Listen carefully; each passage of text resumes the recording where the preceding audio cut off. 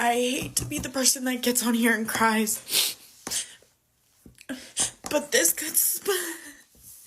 could break me and my parents apart because they just don't understand what they voted for and like what it means and the bigotry and hatred that they stand behind, and how I am trying to be a good person.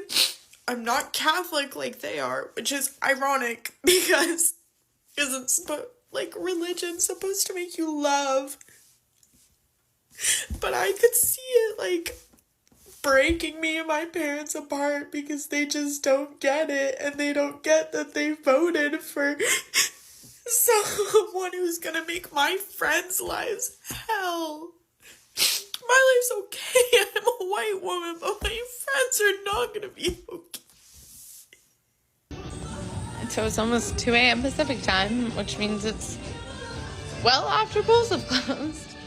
And I am still just genuinely confused as to what happened. So if anyone wants to offer some insight, I'm happy to fucking take it. I just also think that maybe what I've noticed is that men are just genuinely not as concerned as women and don't quite take our concerns as seriously. And I don't know, that fucking sucks because I met a lot of women tonight who are just genuinely so fucking scared. So yeah, let me know, I guess.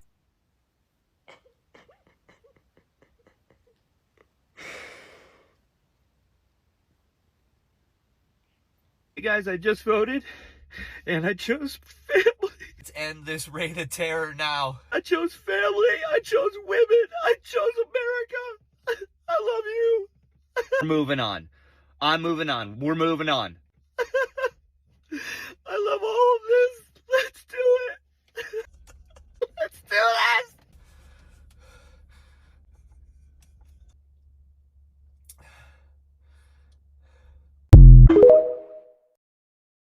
Well, Donald Trump is now our 47th President of the United States of America. This election was not even close, which I find odd considering Kamala Harris's rallies. However, how can that compete when you have Elon Musk paying $1 million per day to encourage people to vote for Donald Trump? Personally, I'm disgusted by that. I'm disgusted enough to delete my X account. I'm disgusted enough to never order a Tesla as long as I shall live. I want to take this moment to congratulate those of you who voted for Donald Trump, which was the overwhelming majority of Americans. You chose to vote for a dictatorship, and that is what you will get. America is no longer the land of the free. You have chosen, by siding with Donald Trump, to throw our United States Constitution and our United States flag in the garbage. Personally, I am embarrassed. I am ashamed to call myself an American. In fact, I no longer call myself an American. Y'all want to violate my stuff? I don't give a fuck about none of that, because all the people that's violating my freaking life right now are Trump supporters. Y'all the only ones happy about this shit right now. Y'all the only ones. Y'all see I got my blue on. I done cried so fucking much that my blue went up. And I have to wear red because this is my freaking job.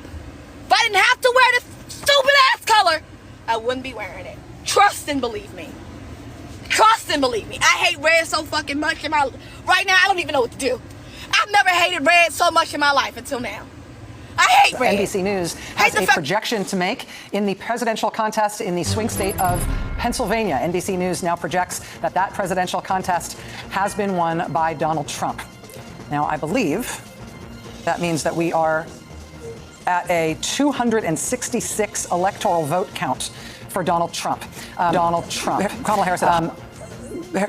Harris at 194 electoral votes. So to be clear here, this is the third of the 7 major swing states that have been called But Georgia and North Carolina and Pennsylvania, as those three states,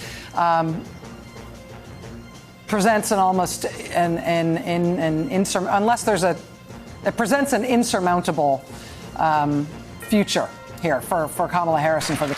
And that has nothing to do with whether or not we won. The point, my point is, we can't. You're going to get in a time machine and go back 4 years. The vice president win if the economy was so great? That's not the point I'm making. So the point. Don't look at me like that. What's the point? The point that I'm trying to make is that where we were in 2017 and 2018, we can't just get in a time machine and go back. My point is your message didn't resonate. I said that. And I think to try to pretend and paint a picture, and Bakari, I get your points in terms of the charts. I get it. I'm a numbers guy. But most people are saying, I get the numbers. I don't have a 401k. I'm not invested in the stock. I was just saying, and the Republicans will have a trifecta as they did in 2016. In which case, the bulwark, against whatever overreach there could be, whatever those depredations might be, and I think they're going to have a tendency to overreach if they do, is the kind of thing that's democracy between elections, which is the work of civil society. It's the work of the fourth estate. It's the work of institutions. It's the work of citizens. All that's super important stuff. We've seen it before. And I do see it differently because I'm thinking about the people who are not a part of anybody's elite who are hurting tonight. There are African-American women who know a little bit about being talked down to and know a little bit about having their economic dreams crushed, who tried to dream a big dream over the past couple of months. And tonight they're trading in a lot of hope for a lot of hurt. And they were hoping that maybe this time, one of their own could be seen as worthy. And once again, they're facing rejection. And that hurts. They thought tomorrow morning they're going to walk out with their shoulders back a little bit, maybe able to breathe for the first time and feel like they belong someplace. They did everything that they knew how to do. And it's going to be harder than it should be tomorrow for them to hold their heads up. And they're not the only people who are hurting tonight. If you're a parent of a trans kid, your child's face was used as a springboard to power for somebody. That doesn't feel good. There are going to be people tomorrow, we're going to be handing clothes at the dry cleaners to people who don't have papers. There are going to be people who are going to be cleaning your teeth tomorrow who don't have papers. And they're terrified tonight. And so it's easy to blow this off. Oh, look at the elite. They're going to get their comeuppance. It's not the elite that's going to pay the price. It's people who woke up this morning with a dream and are going to bed with a nightmare. And those people didn't deserve to be respected and held and talked to. Those are the people who are going to pay the price for whatever Donald Trump decides to do. Yeah, but Van, how do we know that those people didn't vote? A large portion of those people aren't part of the people that elected Donald Trump. Well, right? I think that's a good part of the electorate. And the black women, the party, the Democratic Party, let those black women Let's down. be honest not Donald about Trump. this, okay? Let's be absolutely blunt about it. There were appeals to racism in this campaign, and there is racial bias in this country, and there is sexism in this country. And anybody who thinks that did not in any way impact on the outcome of this race is wrong. Can you imagine a woman of color acting like Donald Trump acted, even for one day?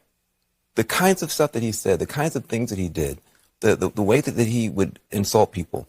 If you're a person of color, you don't feel you have that freedom. You feel like you really are somewhat constrained. You're always running something in the back of your mind like, how am I going to be perceived? And also, if I say this, will they think that all black people are this way or all women are this way? So there's a license that he had to just be a fool, just to be an obnoxious ass to everyone. And for people to go, well, lightning round. He can still be president. If Trump wins, how about bursting into tears and screaming fuck for the next 45 minutes? Well, America is crying tonight. I'm not sure how much of America, but a very, very significant portion. And I mean literally crying. Everybody is crying and so upset, and it is the end of their world. Feels like the end of the world. On Lifetime last night, and I was slowly getting drunk is what happened to me. How do we explain how this is possible? How did this happen? Experienced politician versus racist fake gynecologist. Get your abortions now, because we're going to be fucked, and we're going to have to live with it. You're awake, by the way. You're not having a terrible, terrible dream. Also, you're not dead and you haven't gone to hell. This is your life now. This is our election now. This is us. This is our country. This is a different Earth today than it was 24 hours ago. It's a different place. It just is different. The woman who President Obama called the most qualified person ever to run for the White House couldn't break through. The question remains, who can? Deeper concerns tonight that the world's shining light of democracy has gone dark. Decency lost last night, and that's what's so hurtful about this. This was a white lash. This was a white lash against a changing country. It was a white lash against a black president in part. And that's the part where the pain comes. I kind of push back against the advancement of African Americans, of Hispanics, of women, of Muslim Americans. It is a mourning moment for those people, and it is a moment filled with fear. Because I'm on this network and people know my attitudes about things. They come up to me and they're scared, depressed, despair, desperate even, almost clinging to me. It was a rough night for everybody, I think. We're worried. The people are worried. Okay, he's the president. Now what? It feels like we're trying to avoid the apocalypse, and half of the country is voting for the asteroid. Is there a doomsday plan for a time like this? Am I right to ask about a doomsday plan? Do you see this as a doomsday scenario? So if Donald Trump is democratically elected and your son is serving as a Marine, you wouldn't trust his life under that commander-in-chief? And Kane said, I wouldn't. That's a pretty extraordinary thing to say. If you have a son in the Marine Corps and that you don't trust the commander-in-chief. The people in the military defend the Constitution. I cannot put a happy face on that. And that's my job. This is the first time throughout this entire race where I'm officially shitting my pants. I genuinely do not understand how America can be this disorganized or this hateful. How do you govern when your whole campaign was built on the hatred of somebody else? From slavery to, Nazism, we have faced challenges before to who we are as a people. Plus the Supreme Court, who knows where that's going to go. So the only checks and balances we have are us, the View. How are you supposed to be able to handle a country if you can't handle a pussy? It's not hard. You learned it in middle school. She had the best ad campaign, the best ground game. This is a shot against meritocracy, I think, because she merited everything. The normal way you